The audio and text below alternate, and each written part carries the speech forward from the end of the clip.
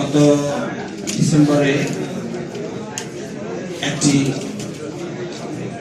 মানে সফরে এসেছিলেন, তবে সেটা কর্মী সমাবেশ ছিল না, সেখানে পথসভা দিতে হয়েছিল। আর বৈষম্য বিরোধী এই অভ্যুত্থানের পূর্বেও তিনি বরিশালে সহ বিভিন্ন জায়গায় এসছেন, তবে সেই পরিবেশ ছিল না যে কর্মীদের ডেকে দুটো কথা বলে দেশের কথা বলবেন, তাদেরকে আশ্বস্ত করবেন, জনগণের পাশে থাকবেন। আমি ওনার সাথে অন্তত বরিশালের প্রায় সব জেলায় বৈষম্য বিরোধী অভ্যুত্থানের পূর্বে সফর করেছি। এমনকি বরগুনায় কীর্তি নিয়ে গিয়েছেন। বিশেষভাবে ঝালকাঠিতে যে লঞ্চটা অগ্নিকাণ্ডে ভস্মীভূত হলো, সেই সমস্ত নিহত আহত পরিবারের সাথে গিয়ে তিনি সাক্ষাৎ করে এসেছেন। পটুয়াখালীতে চিত্রাঙ্গের পরে যে 8 জন নাবিক মানে ট্রলারে যারা যাত্রী নিহত হয়েছিল তিনি পৌঁছেছেন। এবং সর্বশেষে যে আমাদের গত বছর যে একটা কি নামটা যেন ছিল, রেমালের রাত্রে শেষ হলো, আমির জামাত বললেন যে আপনি চলে যান, এবং আমাকে উনি যা বললেন না যে উনি সকালবেলায় রওনা দেবেন। আমি যখন টেকেরহাটে ঘোষণা, তখন উনি জানালেন যে আমি আসতেছি আপনার পিছনে। ঝালকাঠিতে তিনি পৌঁছেছেন। পিরোজপুরে তিনি প্রায় 2.5-3 মাস জেলে বন্দী থাকা অবস্থায়, 3 বছর বন্দী থাকা অবস্থায় আল্লামা সাঈদী সাহেব তিনি মৃত্যুবরণ করেছেন।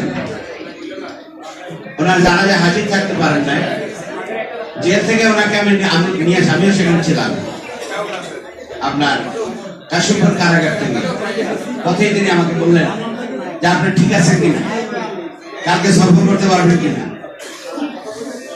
তো স্বাভাবিকভাবে ওনার এই আবেদন, এটা তো কালকে সকালে আমরা যাব, এবং ফজর হওয়ার আগেই আমরা রওনা দিয়ে পিরোজপুরে পৌঁছে গেলাম।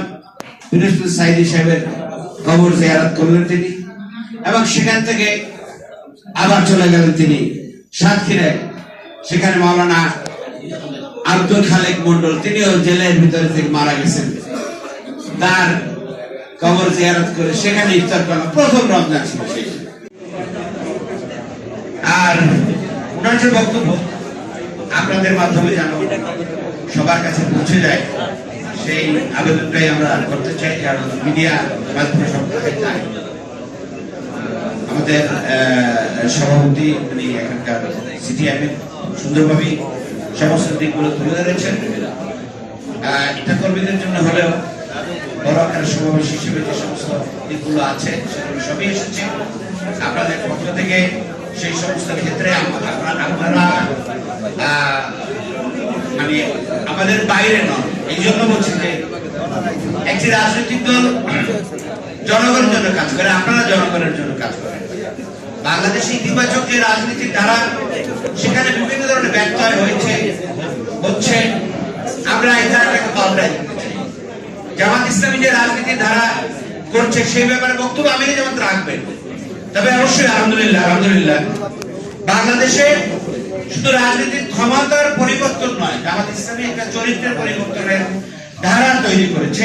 এবং 53 বছরে জামাত ইসলামের এমপি মন্ত্রী থেকে একেবারে মেম্বার পর্যন্ত এই ধারায় একদল নিষ্ঠাবান রাজনৈতিক সেবক তৈরি হয়েছে জামাত ইসলামী।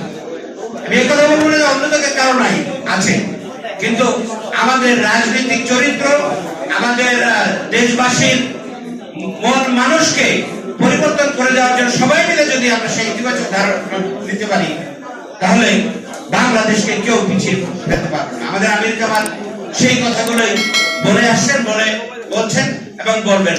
প্রথমত জাতির জন্য আগে কর্মীদেরকে প্রস্তুত করার জন্য তিনি আজকে আসছেন। বৈষম্য বিরোধী এই আন্দোলনের পরে দেশ গঠনের জন্য অনেক কাজ বাকি আছে, অনেক ধরনের পদক্ষেপ বাকি আছে।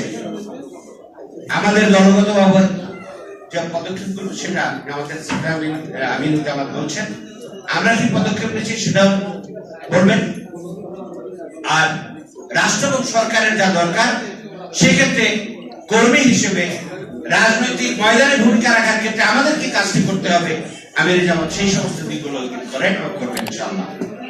আপনারা বরিশাল বিভাগের এই কেন্দ্রে আপনারা গণমাধ্যম কর্মী হিসেবে কাজ করছেন, গণমাধ্যমের নেতৃত্ব দিচ্ছেন। আপনাদের মাধ্যমে ইতিবাচক ভাবে আমাদের এই সম্মেলনের খবরগুলো এবং প্রচারণের ক্ষেত্রে আপনাদের সহযোগিতা সবসময় করে আমরা সে প্রত্যাশা করছি। গণমাধ্যমে অনেক কথা অনেক সময় যায়, সেটার ফলাফল বিবেচনা করলে দেখা যায় অনেক সময় সেটা অনেক বড় ধরনের ভূমিকা রাখতে পারে। ছোট্ট একটি খবর অনেক ধরনের পজিটিভ ভূমিকা রাখতে পারে, আবার অনেক ক্ষেত্রে জাতিকে অনেক সময় হতাশ এবং মানে কি বলে আর কি বিভক্তির দিকে নিয়ে যায়। আমরা আশা করি আপনাদের কাছে সবসময় ইতিবাচক সেই সহযোগিতা পেয়ে যাবেন ইনশাআল্লাহ।